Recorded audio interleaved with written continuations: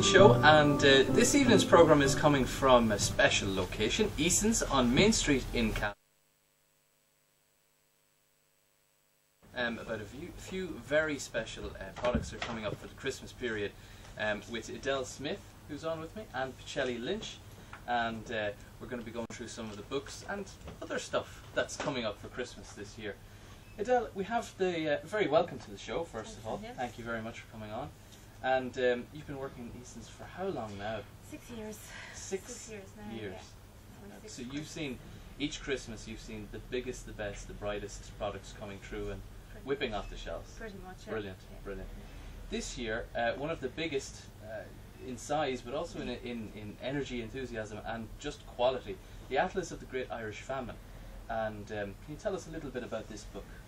Well, it's actually produced by University College Cork and research down there. Mike Murphy would be one of the main researchers in it, so he's pretty famous for any Irish history research. But it's actually the definitive guide to the Irish famine. Okay. It is cross-referenced. It is absolutely brilliant. Anybody that has any interest in any form of Irish history, but especially famine, like they say that anything that's happened in Ireland since the famine is either directly or indirectly linked to it. So this is where our modern history all starts. Incredible. And let's have a quick look at this. Keep your page there. It's a huge book, isn't it? It really is. Very. But I mean, it's not going to be onerous to try and read that, because every single page is of huge interest. And Pacelli, you opened it randomly on a page there and landed on our own Bon Boy, didn't you? That's right, yeah. The first section of the book, I think about the first 160 pages, relates very much to the Ulster region. And I would imagine that in particular a lot of the people who have left Ireland, you know, our diaspora as we call them, would have a huge interest in this book, including people at home. It's just a fascinating book. The quality of the book is absolutely incredible. Now initially they've produced 10,000 copies of that book, which disappeared so quickly it was sold. They're going to produce another 10,000, but the next 10,000 is what's called firm sale. So you have to buy the book kind of up front. You cannot, but the other ones, you know, if you didn't sell it, you could return them. The next ones, you know, they have to be bought and paid for kind of up front. So it is an expensive book. It's €59. So it is an expensive book, obviously, to print. So that's why they're just being careful about the quantities that they're producing. But apparently they're doing another run now of 10,000, which will be 20,000 in total. So, but you often hear that this is the definitive guide of a particular topic, but really this book is the definitive guide of the famine. I understand we were talking about the diaspora there. There's even a particular chapter on the scattering as opposed to the gathering this year. Yes. The scattering, so it will appeal to those who are descendants of the scattering across the globe, and it's possible for those of Irish ancestry to purchase the book, order it. Is that true? Yes. Well, what we're doing is anybody who's interested in purchasing the book from abroad or whichever, I think it's about €23 to have the book posted to the US because of the weight of the book. Because it's 4 kilos in weight, the book. So it's practically a big and the book itself is €59. But anybody interested in buying the book, they can actually send us first of all an email and see if the book is available, and they can send that to Cavan at EASONfranchise.com, or they can send it to Irish School Books. Sorry, I've lost the email address there, but we'll give the email address anyway where they can actually send it afterwards. And we'll pop that on the website and we'll put that detail up there, Lovely, lovely. So folks, remember, if you are interested in the famine, if you're one of those who've remained in Ireland and their family have persisted in Ireland, or a victim of those tragic times, do have a look at this book, check it out, and do order it. It's a limited amount, but do order it now. It's absolutely fantastic and the definitive guide to the famine. So thank you very much. Excellent. What other books or what other hot topics or hot ones are on sale? Well, Christmas will always be a major time for biographies. Biographies and sport would be the two main, you know, topics at the moment. So the best-selling biography at the moment is Mary O'Rourke's. Ah, very good. Yeah, I think Good everybody old knows Mary. Mary O'Rourke. Yeah. She's done a lot of publicity with it. She's spoken a lot with it, but everybody seems to warm to her as a person. So you've got people from all walks of life buying that book. Yeah. So it's like, even we've had today alone, we had people in their 20s buying it, you know, right up until to older people. So it is very, very popular, and it's a full biography on her life, about the things that went right and the things that went wrong, and maybe being stabbed in the back a little bit. Okay, yeah. So it's quite a good book. It's a great read, actually. Brilliant. It's very good. So it's not just your standard biography, it's, you know, it is an interesting life it is, story. yeah. It's a heart and all. It's everything, yeah. Now, Mary O'Rourke is just one of about 40 biographies at this rate. From sport to entertainment, at the moment the X Factor is taken over in the biography, so we've got like Talisa and Co, and One Direction is selling out big time for us as well. It's a very incomplete biography. There's a few years left to them anyway. Couple of years, yeah, It's a hopefully. few sequels to the biography. There is indeed. Yeah, Very good. And what else do we have there now?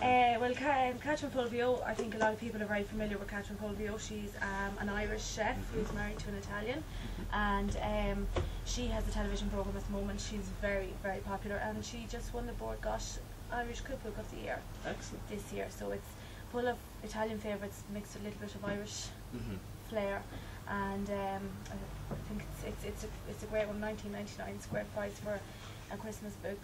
And do you know what? Some of the there's something I look for when I pick up a cookbook, is it user friendly? Because quite a few cookbooks you pick up, and you have these huge tomes to read before you actually get to the recipe itself. But this is straight away into the ingredients, into the process, and most important, a picture of how much you've failed when you've got your own product at the end of it. So it is really a very user friendly book, and some delicious things in here. This is. I better start cooking these, because I won't be able to when I have my post-Christmas diet. Excellent stuff. So brilliant, and so that's the cooking. Yeah. And what else do we have? Fiction, especially female fiction. As you can see behind us here, we have the 50 Shades, which were best-selling paperback of all time. It's still selling true for us. So a lot of people have got back into reading. A lot of ladies, especially, have got back into reading this year. It's great to see it.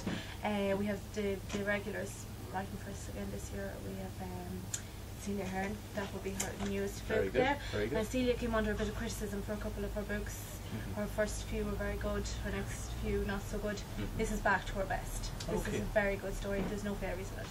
So this is back to her very, very best. So she's killed the fairies. She's killed the fairies and she's gone back to basics. proper reading. Yeah, really good story in that she gets literally a list of 100 names. She doesn't know anything about it and she has to join the dots. It's very good. It's a very good. It'll keep you. Interesting. Yeah, it's a very good story. Very good. And it's not just a girly book. It's not just no. Okay. Yeah, no. It's a feel good book. It Very is a good. feel good book, but it's Brilliant. It's very good. So if you want to cheer up this Christmas, folks, do get this book, Celia Hearn.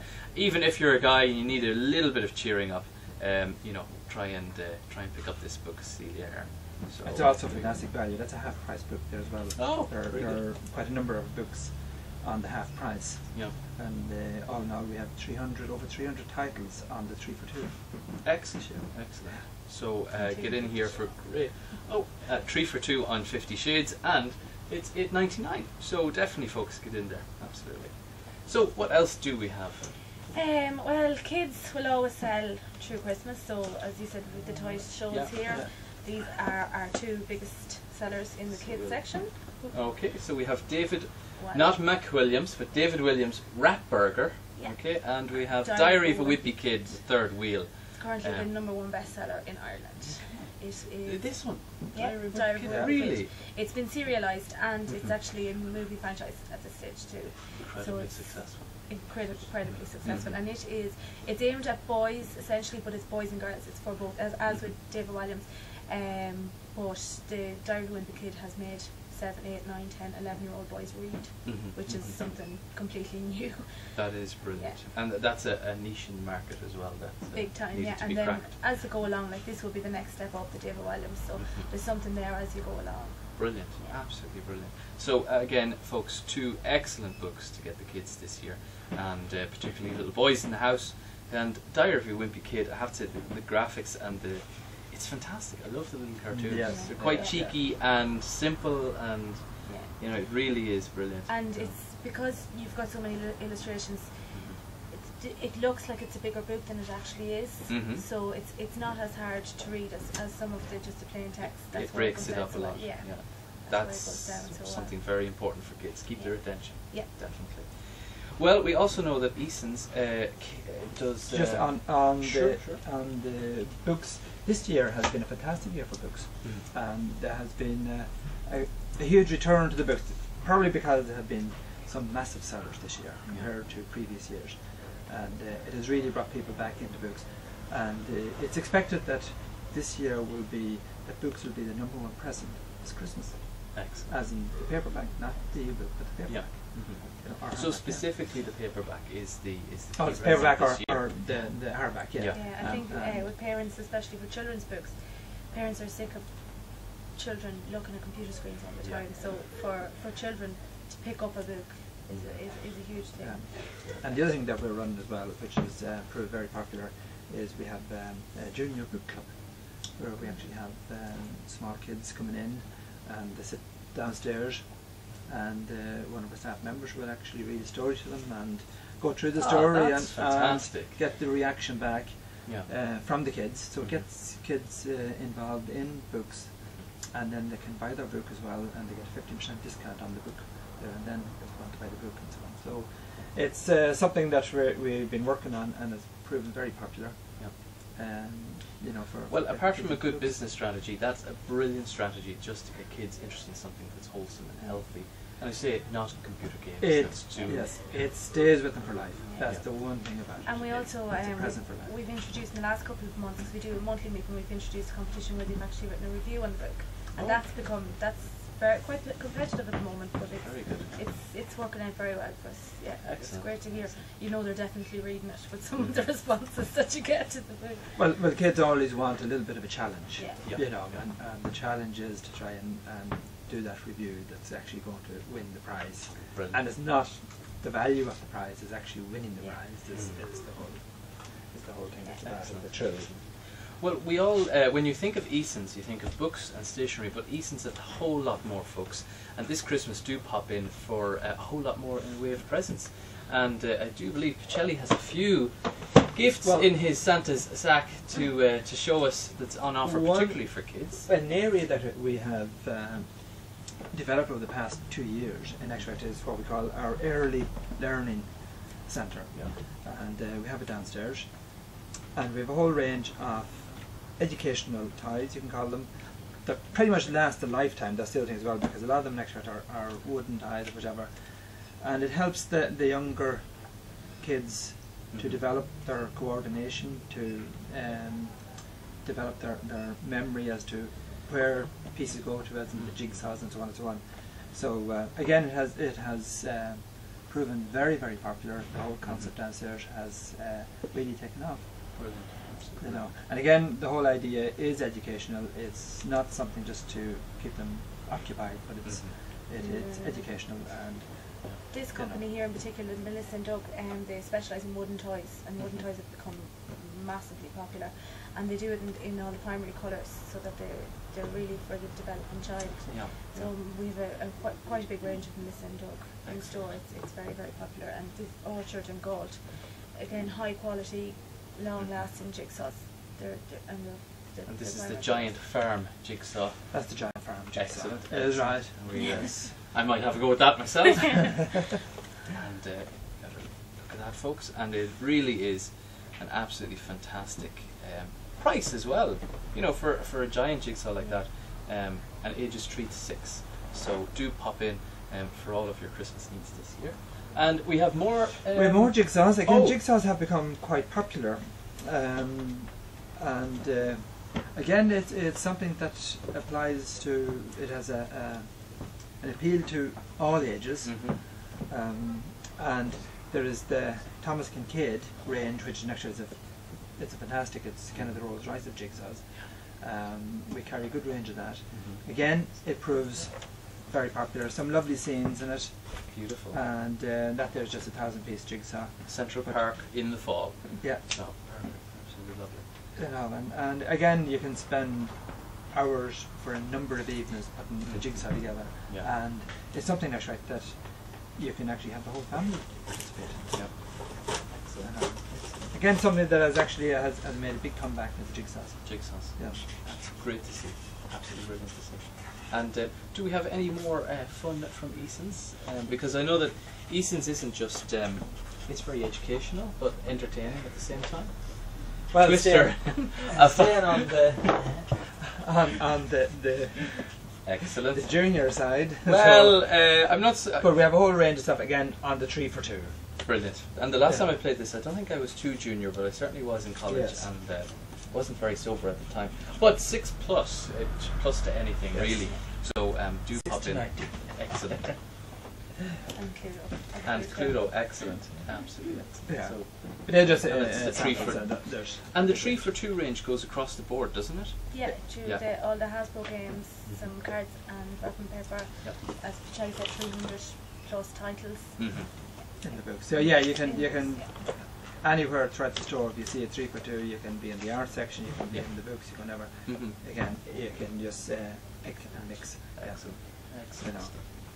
Brilliant to see it. And we have something a little more artistic here. Yeah, another area that has again taken off big time, and maybe it's because more people have more time on their hands, is the whole art section.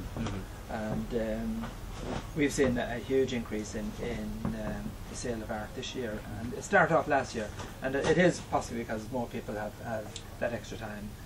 And we have a good range of art, and we have fantastic prices. We have quite a lot of good sets, half price. Normally $49.99, it's now down to €25, half price. Incredible. And that's just a sample of one of the many different types of art. And the quality of that paint, I can tell you folks, is incredible. So that's a very good price. Well, we only do the 2 ranges, and that is the Daler or the Winsor Newton. Brilliant. You know, and absolutely brilliant. They're top of the range. Excellent, you know. excellent. And then everything that goes with your art as well, and then you have your easels and so on. You need so your... We have a whole range of so easels. So if you want to look the part in the park, get this and pop down and start painting people. So this is great. And how much is this one, roughly? Is it, that one is $29.99. Very yes. good, very good. Yeah. So I mean, for under €50, you can really get into your own hobby, your own art, and develop that. Oh yes. Which again is a gift for life. It's not just for Christmas. Yes, yeah. Excellent, absolutely excellent. Well, some great gifts from EASON's this year, and if people want to check out EASON's online, can they do it by googling EASON's Cavan, or is there a particular website? Well, of course, pop into EASON's Main Street in Cavan. Yes, and where our staff is more than happy to actually help you along to make that right choice, you know, so to give you any information that you need concerning art. Because it's quite common at this time of year where somebody is buying an art piece for somebody else as a present. So the need that guidance as to, you know, what's the best choice for exactly. That person. Yes. Yeah. Excellent. So we're going to go for a break quite soon, and we're going to be back after this. But oh well, actually, I find out that we're not going to be going for a break just yet. We're going to be staying with EASON's products and finding out more about you. So. Folks, in EASON's, what is the top range of sales? Is it books or stationery, or because EASON's has a huge variety? Well, yeah. What's the top? What do people come here for, essentially? Well, it's okay. It is seasonal. So right now, what we're into is the books. Yeah. Books are the number one from pretty much the middle of October. Yeah. On straight through to the beginning of January. We'd have every January we have the head books on a special promotion, so right into January would be quite a big time. And then also the bargain books you can in January as well, which is actually very, very popular. Okay, very good. You know. And for those people who want to give Christmas presents, which would be the bargain books in January, you can get vouchers as well. Yeah. So very good. Very good. Yeah, indeed. And other? So you're saying your particular times of year have different. Yeah, well, then the other thing as well that's massive at this time of year, and that is the whole card section, the greeting cards. And we have the whole range of cards, whether it's a budget card or what is very popular this time of year is the charity card. So there are quite a number of different charities where people buy the card.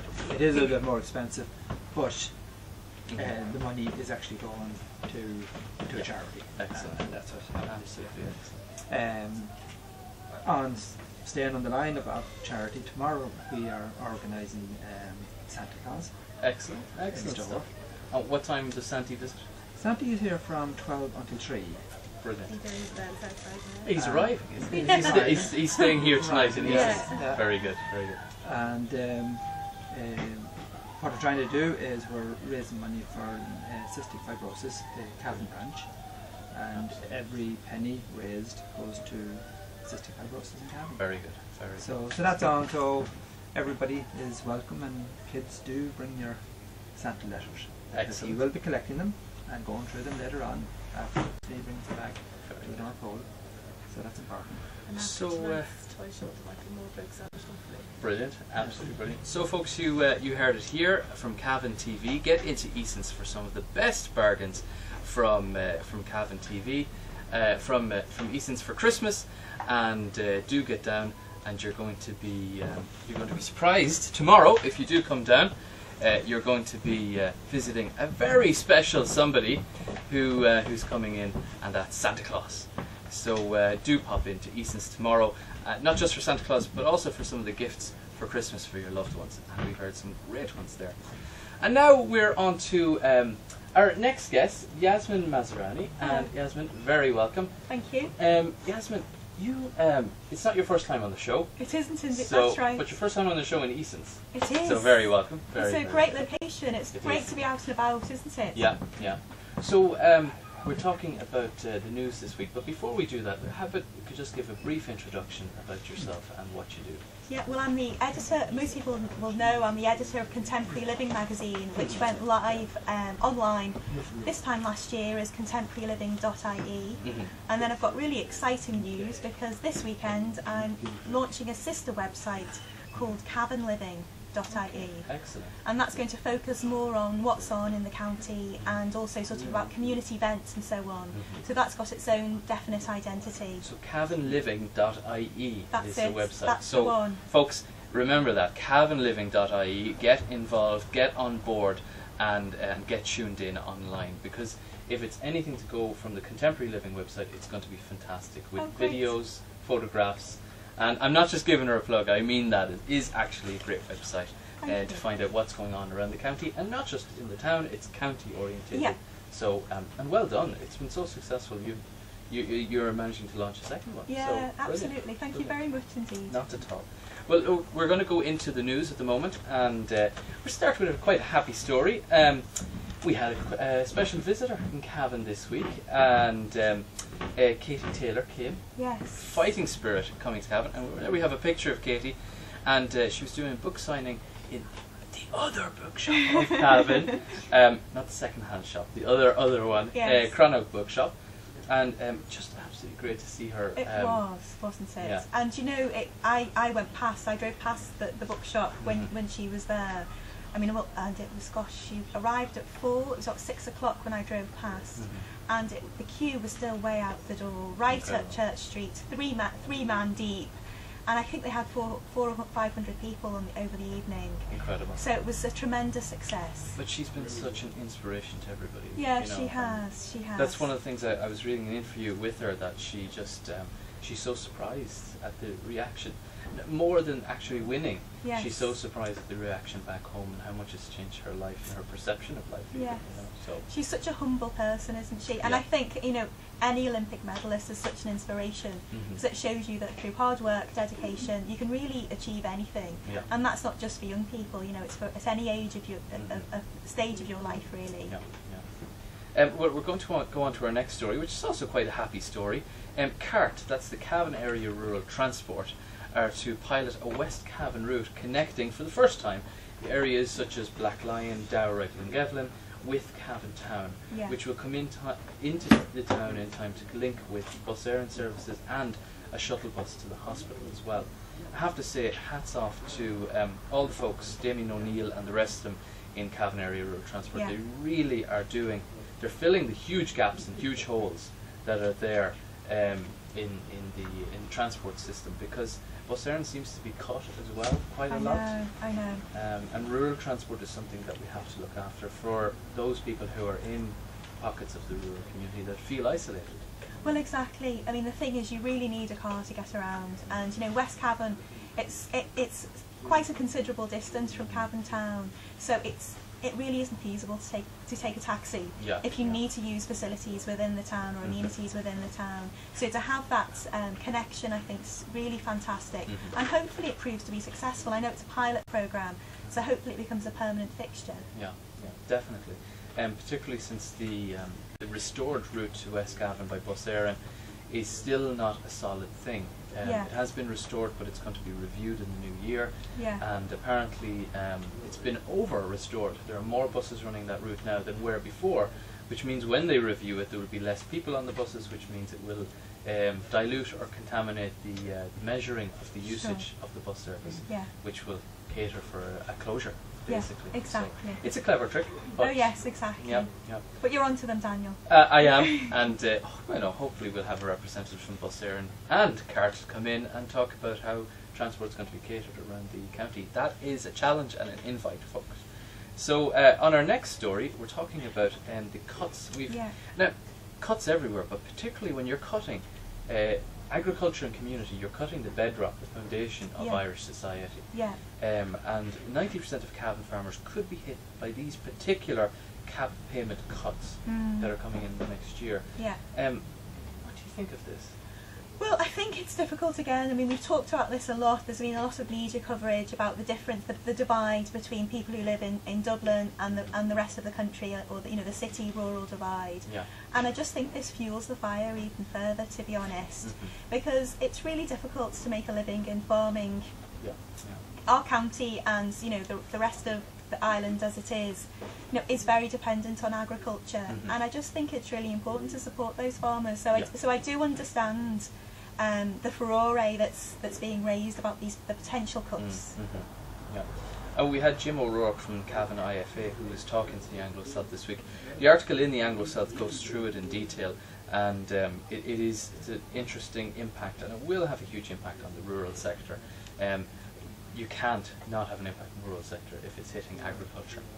There is one form of agriculture which is certainly not diminishing in the county, and that's the cultivation of cannabis plants. 15,000 of cannabis plants were aided by a particular man from Belturbet who helped out in the capture of these plants.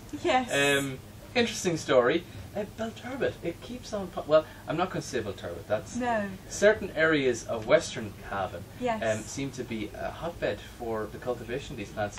Do they have great weather? Is it hot up there, or who knows? Who knows? Or somebody has a secret formula that they've divulged to a group of people. I don't know. Incredible, absolutely incredible. That there's some 15,000 euros worth of cannabis. I mean, that sounds like a tremendous amount. But it's very odd that he's actually helped the Gardaí in order to, I suppose, reveal some of his contacts. I mean, as a result, he's got a suspended sentence. So in some ways, he's helped the Gardaí, obviously to protect his own back. But who knows? I just find the whole thing very, very strange. It's an odd story. Check it out in the Anglo Celt, folks. It is quite an odd story, but again, it just goes to show it's one of the booming economies. Maybe not mainstream, but it is one of the booming economies. Which, well, you know what? There's people making money off it, and there's people buying it. So it's sad, unusual, but on to a little more depressing news. Well, not depressing, but. We will not live in fear, say residents of East Cavan community who've come together, and they're the rural community of Mahara on the outskirts of Virginia, and we've seen a swathe of, or swathe, I'm not sure how you pronounce that one, but a swathe of crime hitting East Cavan. And Mahara outside Virginia have decided that they just don't want to accept this anymore. Yeah. You know? And it really, it's a terrible, you could say it's a crime spree. Yeah, hats off to them. I think it's wonderful that they've come together and formed a community alert group for the group of neighbours in this small area. Yeah. But what's quite startling reading the report is that there's 12 robberies or burglaries have taken place in as many weeks within a 1 mile radius. Yeah. Yeah. So they're suspecting that these are people who've come up from Dublin. And so that's one of the disadvantages of having the new road, the new M3, that a lot of these areas have become more accessible by criminals. Yeah. But I think hats off to them. They can work with the police, and it has been proven that community alert systems or schemes work, because really the community are the eyes and ears of the guards on the ground. They can alert them and hopefully solve some of these burglaries. I mean, lots of these families have got small kids who are frightened to go to sleep at night. Yeah. I mean, when you think it's such an impersonal invasion of your own privacy, you know, it's not just about the goods that they take. Yeah. You know, it's about the fact that they come into your home in many cases when people have actually been asleep. Yeah. So it's quite frightening, really. It is indeed. But it's something that is a kind of a sign of the times, that when you have a recession, you have, you know, more people who are desperate, first of all, who may turn to criminality, and at the same time, which kind of brings us to our next story, you have cuts. Garda numbers could dip below 13,000, and this connects with one of our stories last week that said one of the justifications for reducing Garda numbers is there's a 14% decrease of robberies in the county, but going on anecdotal evidence, that is not the case. Yeah. You know, so you know, some of these the cuts to stations in rural areas again are just, you're leaving huge sections free. You know, I know there isn't a single guard between Manorhamilton and Ballyconnell, for example. You know, and even Ballyconnell is under threat of decrease or closures. You know. So, and the fact is, if you are broken into, or there is a small incident, no matter how small an incident is, if it deserves to be reported to the guards, it should be reported to the guards to get a true reflection of what's going on. Yeah. But I think a lot of people have given up in some of these areas, and so if there is, you know, antisocial behaviour or things that would be considered lesser offences, they're just thinking, well, what's the point? There's nobody here, they can't respond to it, so why should we even bother reporting it? Yeah. But I mean, the other issue, of course, is because there are cuts, not only are they cutting the number of guards on the beat, but they're also cutting their overtime. So it's virtually impossible for guards to get overtime at the moment. Yeah. So we have a much more reduced service than we had before. It's not just about numbers, it's about the number of man hours as well. And of course the paperwork that guards have to fill out is incredible. Yeah. So, you know, you have, for example, we did a particular community roadshow in Kilnalek where 23 members of the public turned up. None of them could identify a single of the 3 Gardaí who are in the station in the local town. Oh dear. And these are people who have lived in the town for decades. Oh dear. You know, so it's a, you know, anecdotally, there's damning evidence that either this service is not being delivered, or if it is being delivered, it's being delivered in the wrong way. Yeah. I mean, I must take my hat off to the guards in Cavan Town anyway, because I know if there's ever been any issues, they've always responded. Yeah. Very quickly, and they've always been incredibly helpful. I just feel that their hands are tied at the moment because they'd like to be more visible, they'd like to do more work with the community, more outreach work, but literally, you know, they're just they're firefighting at the moment because they can't do the nitty-gritty of their job. That kind of brings us to another story about cuts. Half of all primary schools are in the red. Now this is a story that's hit across the nation, particularly with one particular school in the limelight on the news this week, couldn't afford heating. I know. You know, it's incredible. And also a small percentage figure here, 86% of schools that rely on ad hoc funding to cover expenses. 86%. Yeah. You know, in a country that claims to have free education, it's incredible. Well, it's a joke, really. Yeah. I mean, the thing is, we're constantly being told we've got free access to education, but really we don't. That's the you know, that's the reality. You know, you pay for your books, you pay for your copies, you pay for everything. Yeah. And then in addition to that, I mean, one of the figures that they were saying there, that 43% of schools depend on voluntary contributions. And again, I just think that the term voluntary contribution is quite laughable, really, because parents feel under incredible pressure to pay these fees. They don't want to feel that to be the only family that haven't contributed towards the school. Understandably so, because you want the best for your child's education, but something has to be done. And certainly during the Celtic Tiger, primary school education was one area that was completely neglected. Yeah. You still have, it's inexcusable that a country that would have had so much wealth, so many housing estates built, at the end of that Celtic Tiger, you still have kids in prefabs. Yeah. It's totally unacceptable. Well, and they said, in the report it says that over 55% of school buildings are over 60 years old. So if you think of the amount of just basic maintenance that has to be carried out, just to keep them watertight, just to keep them warm. Just on a personal note, if you're a mother, yes, your children are too young yet to go to school, a little but bit. you've also had experience of living in other countries, so you've seen. How do we? Would you prefer if they went to school in other countries with a better education system, or? It's difficult to know really, because Ireland's always had a great reputation for education, and the fact is, about 85% of young people end up going to third level education, or at least studying to 18. So that in itself is a tribute to the education system. But I do feel that perhaps the statistics that we're looking at now are possibly a little bit outdated. And so we have this false sense of security that we've got a fantastic education system here, because we're looking at statistics from maybe 10 years ago, or these are the statistics that are being trundled out all the time. We've got a population spurt, we've had a population growth, particularly in young people, preschool children. But no growth in investment into that area. Exactly. And so there's going to be increasing pressure on schools, primary school education, over the next 5 to 10 years. So it'll be interesting to see what the statistics are in a few years' time. Well, we've heard a lot about the health service in the news, and speaking about comparing ourselves to other countries, the Irish medicines have been found to be 24 times dearer than in New Zealand. On a scale of 9 of top 10 drugs used in medical card schemes are more expensive here, says a report from the Department of Health, and it's damning. When most of our, the largest chunk of tax that we pay goes into the health service. A huge amount of frontline services that you pay for goes into the health service, but yet our medicines are still, for example, there's a figure there, 51 euros the average cost of a visit to a GP in Ireland, compared to 22 euros the average cost in France.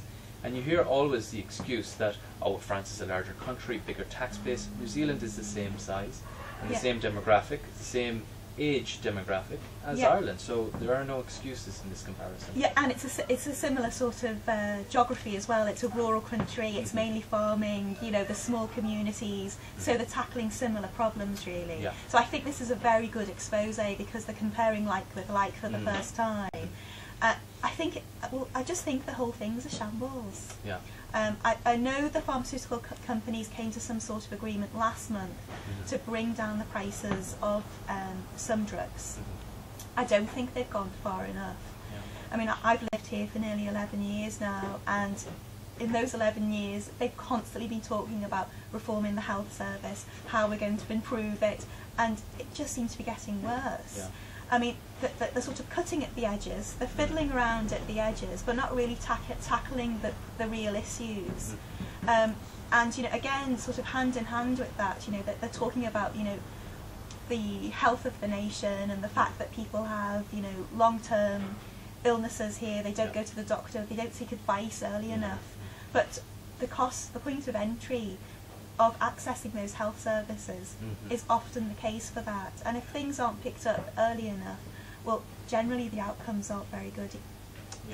And when we're messing with people's lives, people's health, it's a very important issue, but I understand the difficulties, because the health service has developed in a very piecemeal form, and so really they need a sort of a root and branch sort of reform. Somebody needs to come in and really make a concerted effort at looking at every aspect of the health service. Would it be worth our while of maybe, you know, maybe it's a case that we're ripping out a page here, a page there, when we should throw the whole book in the fire, and maybe adopt a New Zealand health service, you know, or a health service that works in another country of similar size and shape? Well, I think let's be brave. I mean, because they keep on just fiddling with things, and unfortunately what happens is when they try and cut things, they talk about efficiencies, but actually, you know, efficiencies don't really happen. You know, the cost-saving measures don't come into place.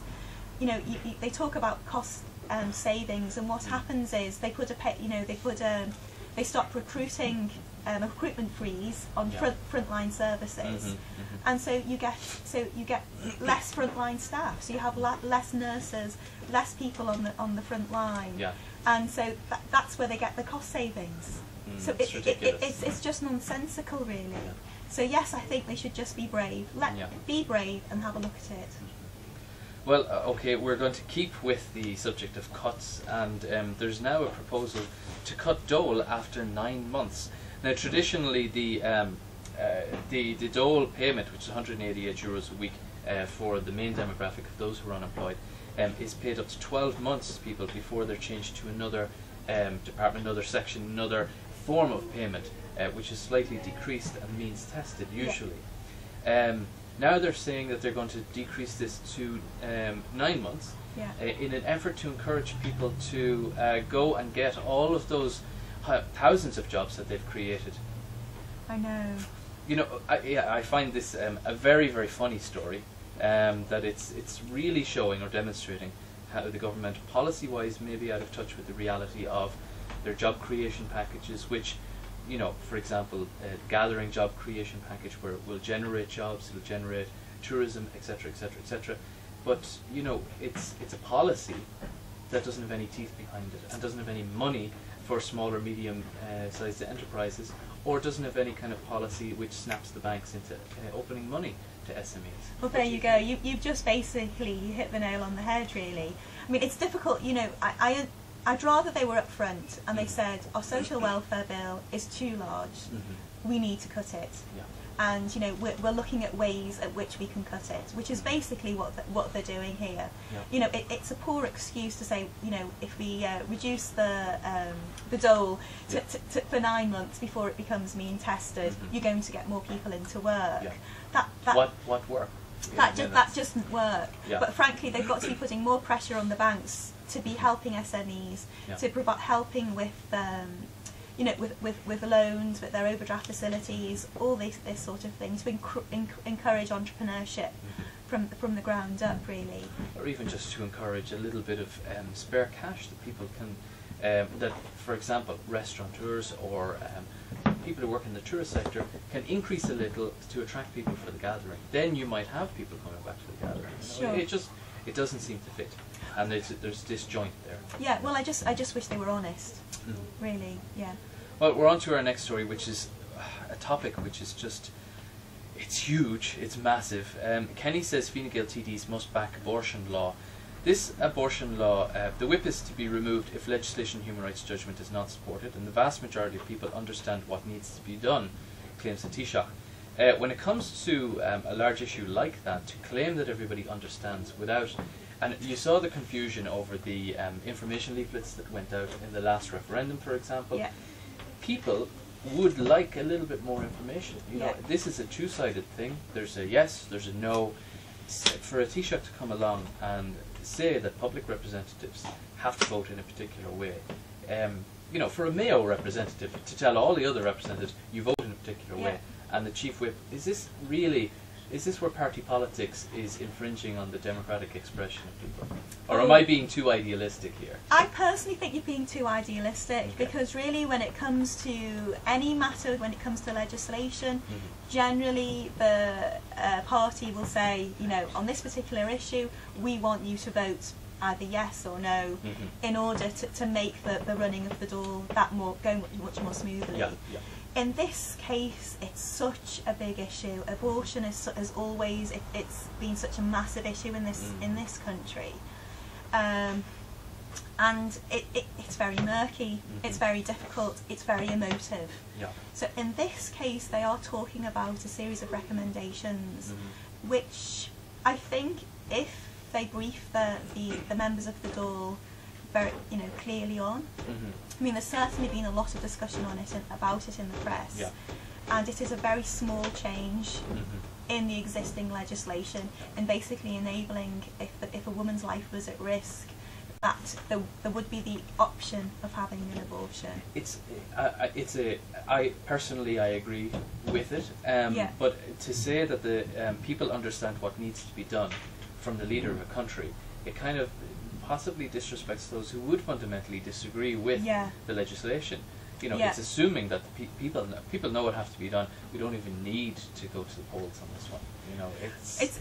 It's very difficult, but I think you could say that about any political issue, where when it's so polarised. Yeah. But I think it's common sense for him to go in that way, because it would just drag on in the Dáil, maybe for a decade. Who knows? Yeah. It wouldn't be resolved.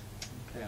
Well, we're on to our next story, which is one of interest. It's the fallout for a judge will not end with jail term is over.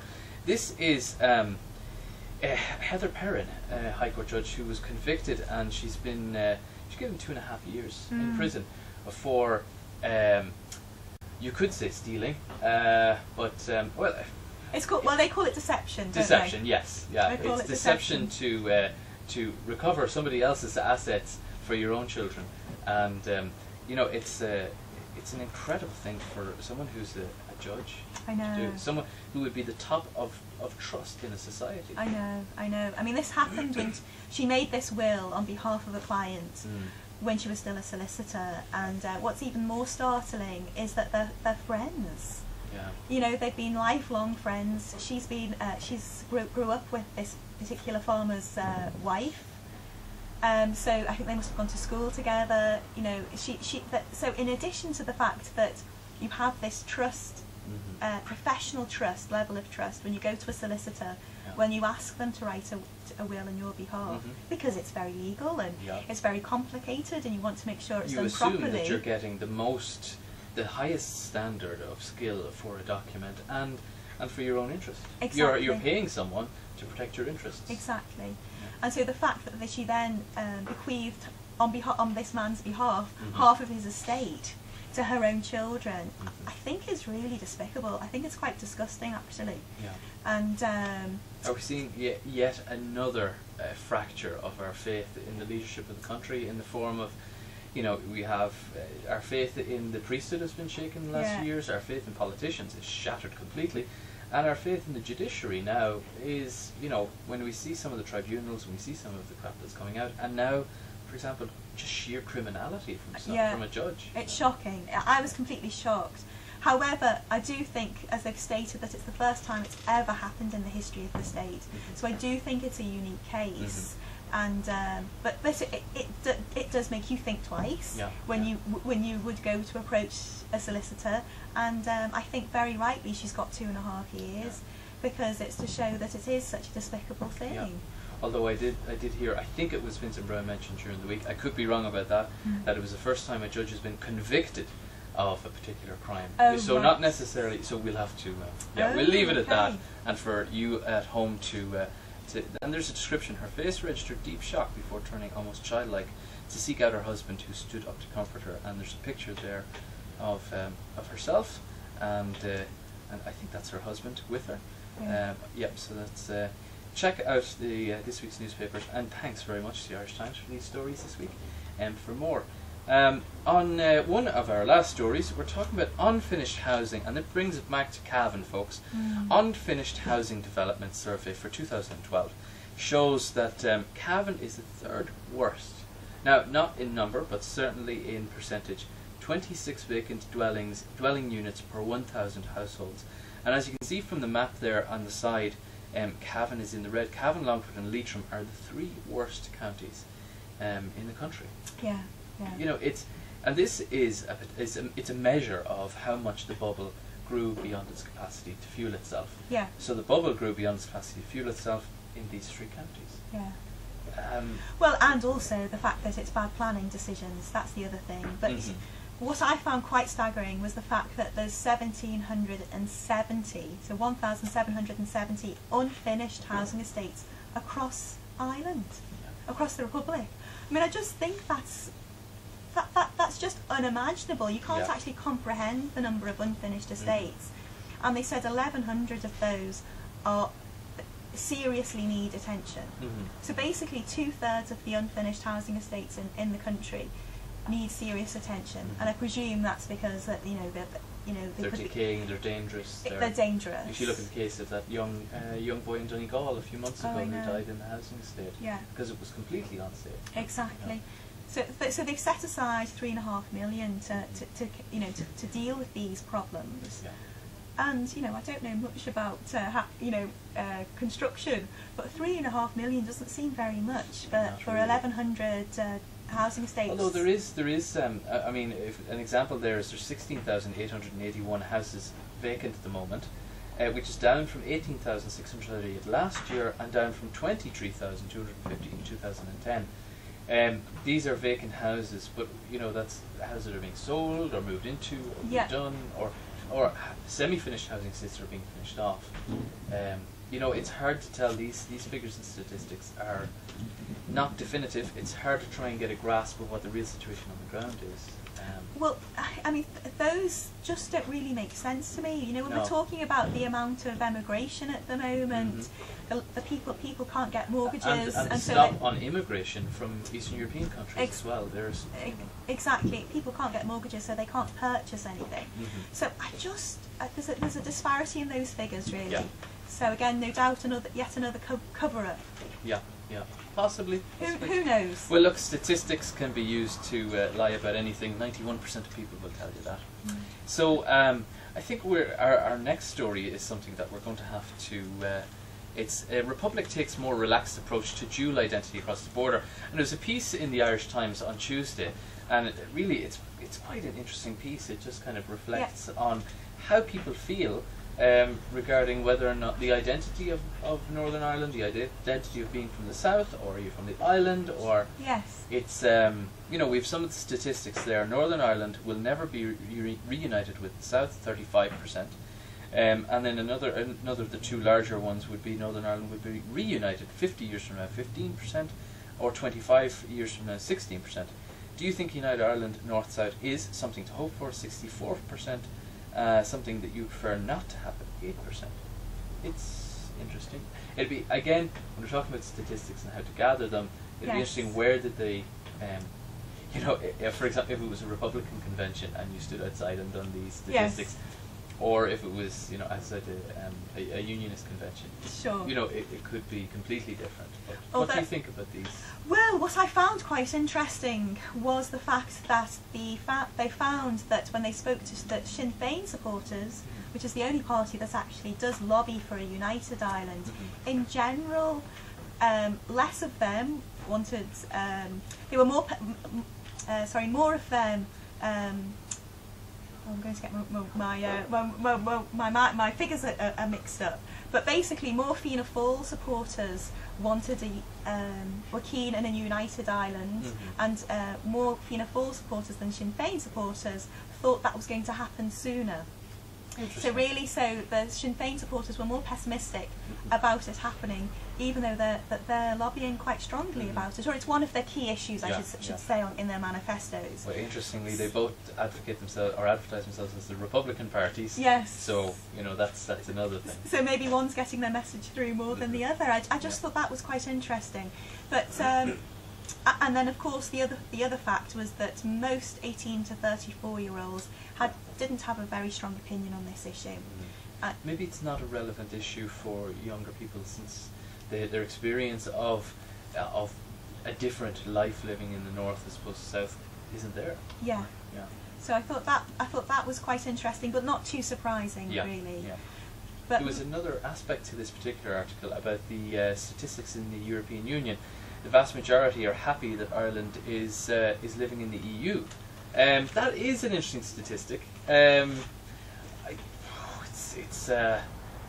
Well, well, yeah. we're the good boy of Europe, aren't we? Or good girl of Europe at the moment. We're doing everything that we've been told. We've met all our targets when it comes to the IMF and the bailout and so on. So I think generally Ireland is being held up as the star pupil in the class. But has it cost us? Looking at the articles that we've covered previous in the show this evening, has it cost us some of the cuts? For example, the HSE, the cuts to the dole, the cuts to schools, you know. Well, how has it impacted? Well, I suppose the fact is, if you look across Europe at the moment, every European country is facing austerity measures to some level. Most places have had some sort of boom, so naturally there's a shrinkage in most economies, and things have to be analysed. It's uncomfortable from our part in Ireland at the moment, because the IMF are sort of breathing down our necks and ensuring that we meet specific targets all the time.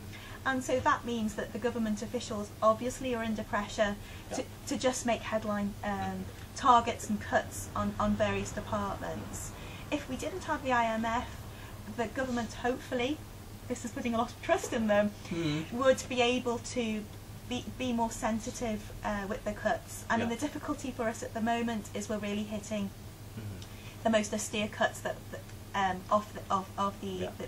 IMF deal, if that's what you want to call it. But frankly, I think the whole of Europe is some of the same. statistics there.